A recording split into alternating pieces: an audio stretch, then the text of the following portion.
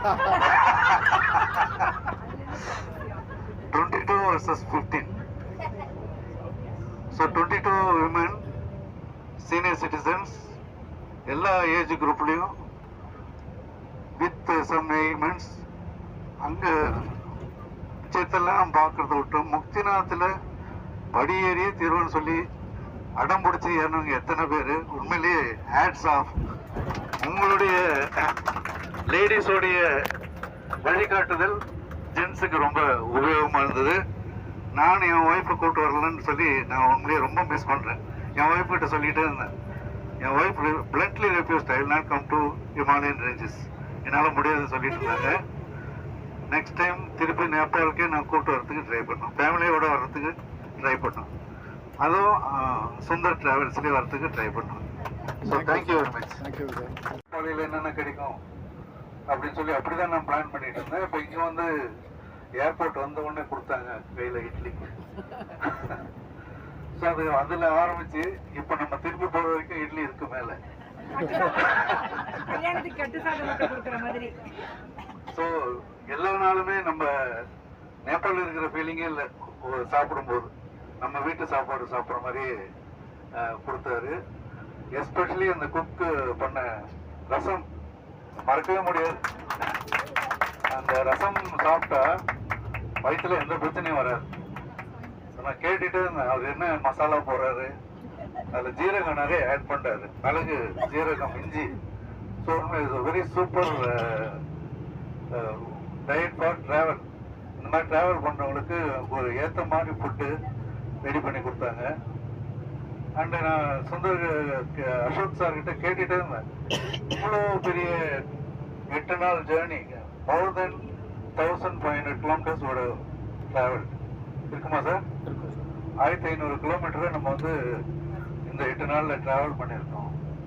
Travel பண்ணுறதுக்கு யூஸ்வலாக நம்ம பார்த்தோம்னா முதல் ப்ராப்ளம் எங்கே வரும்? பஸ்ஸு. இந்த பஸ்ஸில் ஏசி ஓடாது, சீட்டு சரியாக இருக்காது. இது எல்லாமே பர்ஃபெக்டான ஒரு பஸ் எடுத்திருக்காங்க. அடுத்தது டிரைவர் வந்து நான் பார்த்துட்டே இருப்பாரு, அவ்வளோ கான்சியஸாக இந்த வண்டியை ஓட்டிட்டு வருவார். ஒரு கான்ஃபிடன்ஸ் கொடுத்தது. அதுக்கு முன்னாடி நம்ம ஃப்ளைட்டில் விட்டு தர்வாங்கில் இறங்கும்போது ஒரு 5 நிமிஷம் நமக்காக ஒரு மழை பெஞ்சு, நம்ம மழை பெஞ்சு வந்து வண்டியில் ஏறினா மழை நின்று போச்சு. ஸோ நான் இந்த மாதிரி விஷயங்களை நிறைய நான் பார்த்துருக்கேன். நிறைய இடத்துல நான் வெளிநாடுலாம் போகும்போது கூட ஒரு ஷார்ட் ரெயின்ஃபால் வந்துச்சுனாவே அது டூர் சக்ஸஸ்ஃபுல்லாக வரும். நான் அங்கேயே சொன்னேன், சார் வெல்கம் ரெயின் வந்துடுச்சு, it should be a very nice trip. So அதே மாதிரி இது வரைக்கும் ரொம்ப நல்லா நடந்தது. வழி நடத்தக்கூடிய தலை நல்லா இருந்தால் மிச்சம் எல்லாமே சக்ஸஸ்ஃபுல்லாக இருக்கும். So all credit goes to Ashok. ஏன்னா நான் என் பக்கத்தில் தான் உட்காந்துருப்பாரு, டிஸ்கஸ் பண்ணோம், ஏன் இப்படி மாற்றி போட்டா என்ன, ஏன் அப்படி செய்யக்கூடாது, அவர் எக்ஸ்பிளைன் பண்ணுவார். சார் போன முறைலாம் வரும்போது 7th டே எல்லாரோடைய முகமும் தொங்கிடும், ரொம்ப கஷ்டப்படுவாங்க, வேதனையாக இருக்கும், ஏண்டா வந்துட்டு இருக்கோம். ஆனால் அதனாலேயே இந்த பிளானை வந்து உல்ட்டாவாக அடித்தேன். ஸோ எங்கெங்கே ஸ்டே பண்ணணுமோ அங்கெல்லாம் ஸ்டே பண்ணோம். நமக்கு வந்து என்னென்ன இங்கே அவைலபிள் ஃபெசிலிட்டிஸ் கொடுக்க முடியுமோ அதை கொடுத்தாரு. ரெண்டாவது, நம்ம நைட் ஸ்டே பண்ணுறக்கூடிய இடங்களில் வசதி இல்லாமல் இருக்கும்.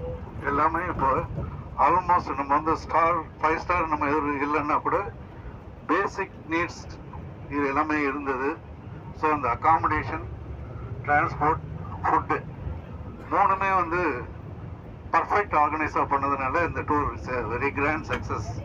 ஸோ இந்த மாதிரி ஒரு சக்ஸஸ்ஃபுல் டூரை நடத்துறதுக்கு அசோக் வந்து எக்ஸ்பீரியன்ஸ்ட்.